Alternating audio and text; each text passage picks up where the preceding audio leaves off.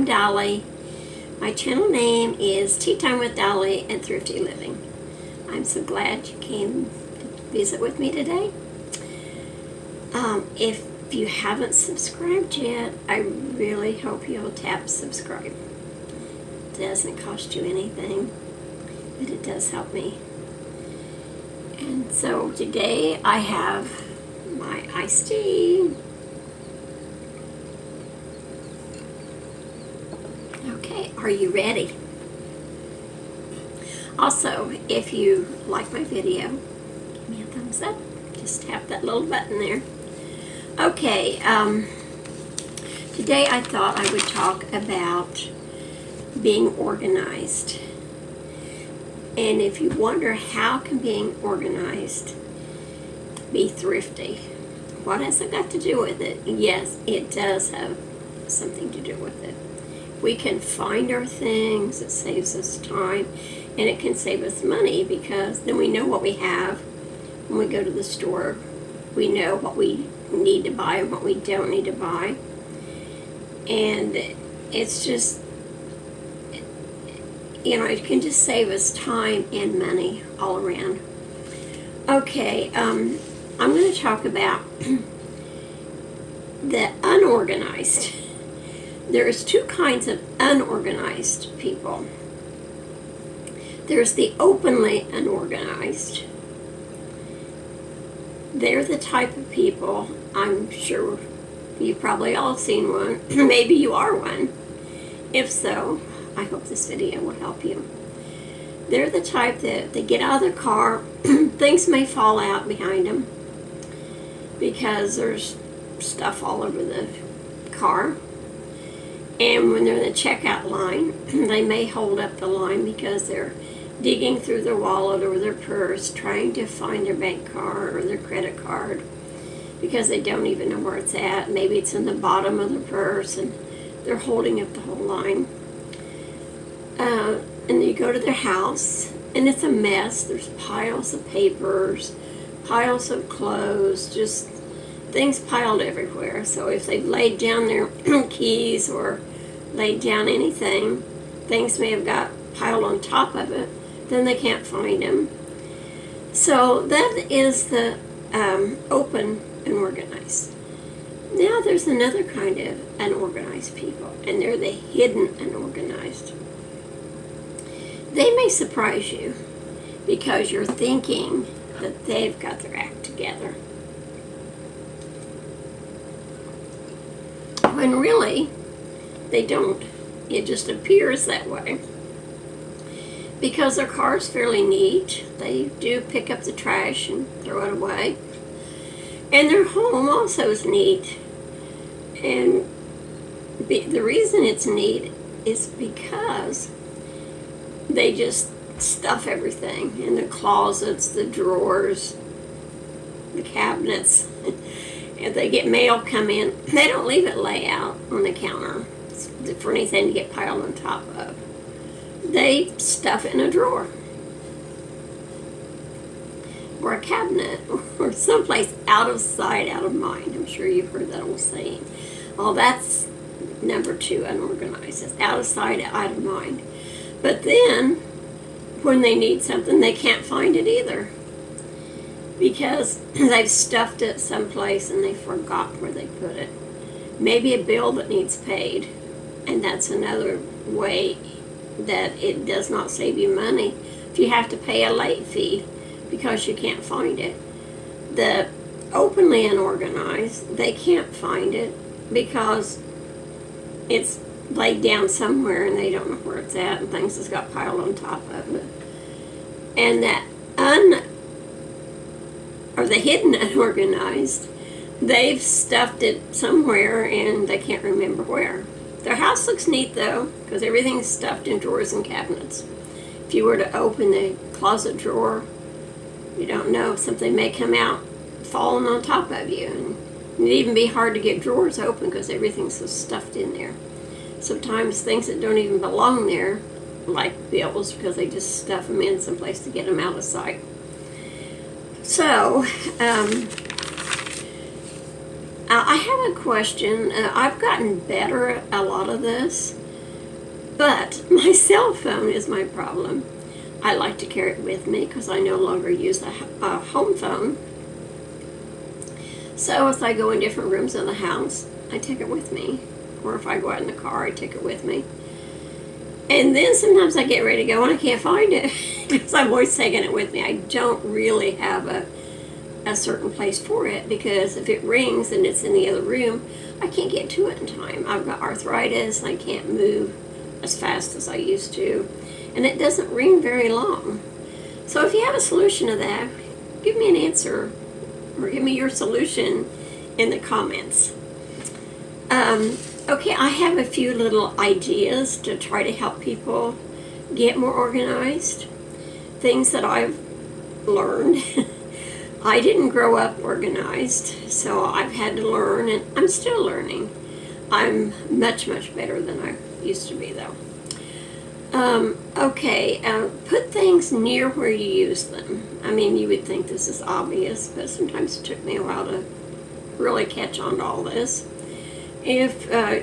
Put your dishes near your table, your pans near your stove, sheets and blankets in or near the bedroom, towels in or near the bathroom.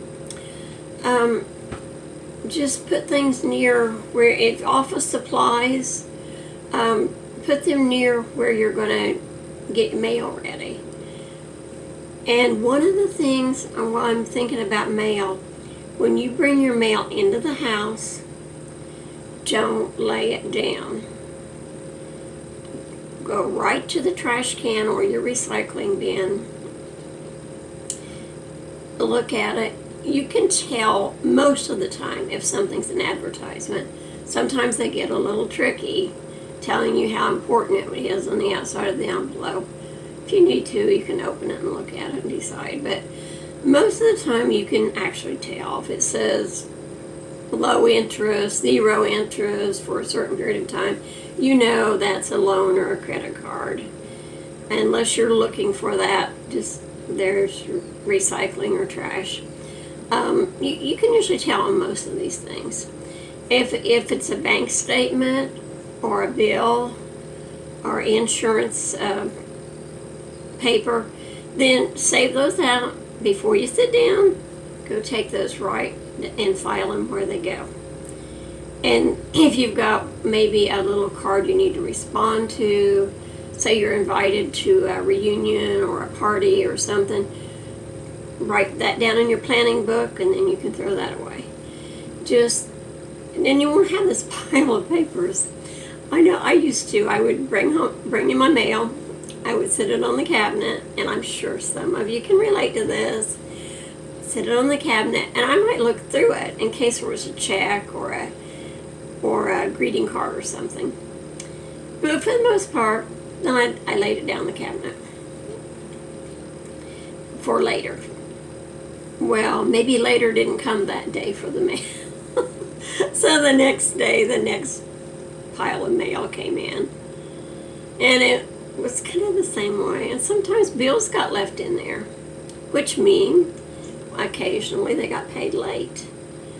And that cost me money because of the late charges.